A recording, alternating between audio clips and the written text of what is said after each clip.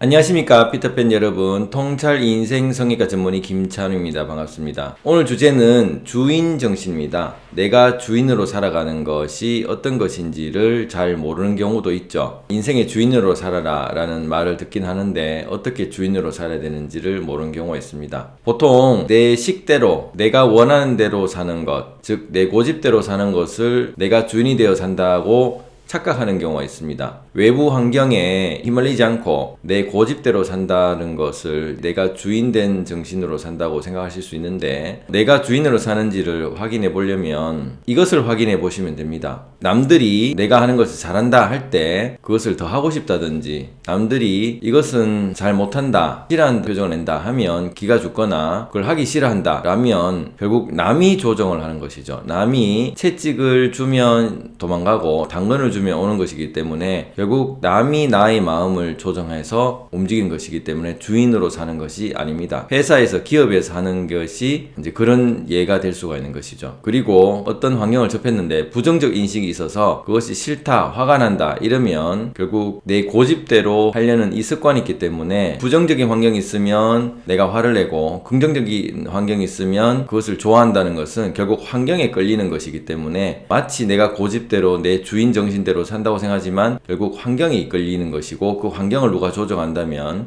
결국 남에 의해서 조종이 당하는 것이 되는 것입니다. 그럼 어떤 사람이 주인 정신으로 사는 사람일까요? 항상 주위에 감사하다고 하는 사람입니다. 보통 자기가 주인인 경우에 누구를 초대했다 하면 와주셔서 감사합니다 라고 하고, 어떤 일을 누가 해줬다 하면 도와주셔서 감사합니다 하면 보통 자기가 주인이고 남이 객일 때 주인인 사람이 감사하다라고 많이 합니다. 그리고 A반 학생들이 있고 B반 학생들이 있으면 A반 학생 중에 B반하고 A반이 합쳐서 뭘 하는데 A반 학생 중에 B반 학생이 도와주는 것을 감사하다고 한다면은 그 사람은 A반 학생 중에 주인정신을 가지고 있는 것이죠. 왜냐하면 A반에 내가 주인인데 B반이라는 객이 도와준다는 생각을 하기 때문에 그렇습니다. 결국 감사하다는 말을 표현을 많이 하는 사람일수록 자기가 주인정신이 있을 가능성이 많다라는 것입니다. 그러면 어떻게 주인정신을 가지고 살 수가 있을까요? 그것은 바로 알아차림입니다. 내가 이 환경에, 상대방의 채찍이나 당근에 휘둘리지 않는지를 알아차리면, 누군가 나에게 기분 좋은 말을 하더라도 그게 휘둘리지 않고 기분 나쁜 말을 하더라도 배척하지 않고 자세히 들을 수 있는 사람이 될 수 있기 때문에, 내가 내 스스로 저 사람 말에 기분에 끌리네, 아니면 저 사람 말에 싫은 기분이 나네 라는 것을 알아차리게 되면 내가 왜 이런 기분에 휘둘리지라고 하면서 스스로 자각하게 되기 때문에 결국 내 마음이 다른 사람 마음에 휘둘리지 않는다는 사실을 알게 되는데, 그런 기분에 휘둘리게 되면은 결국은 내가 상대방이 원하는 대로 내가 가고 있다는 것이죠. 그게 대표적인 예가 기업에서 하는 광고에 이끌린 것입니다. 연예인들의 어떤 광고로 홈쇼핑에서 물건을 내놓으면 그걸 사게 되는 행동들, 결국 안 사도 되는 것을 사게 되는 것은 기업이 내 마음을 조정했는데 내가 휘둘리기 때문에 홈쇼핑에 클릭 버튼을 누르는 게 된 것이죠. 이런 알아차림이 있으면, 그리고 그런 상대방의 끌림을 그들도 보지 않는 자기만의 가치관이 있으면 내가 주인 정신으로 살 수 있지 않겠나 싶습니다. 오늘 어떠셨습니까? 새해에 새 마음으로 내 주인으로 살아보는 그런 주인 정신을 감사한 마음으로 살아보면 좋겠다는 생각이 듭니다. 감사합니다.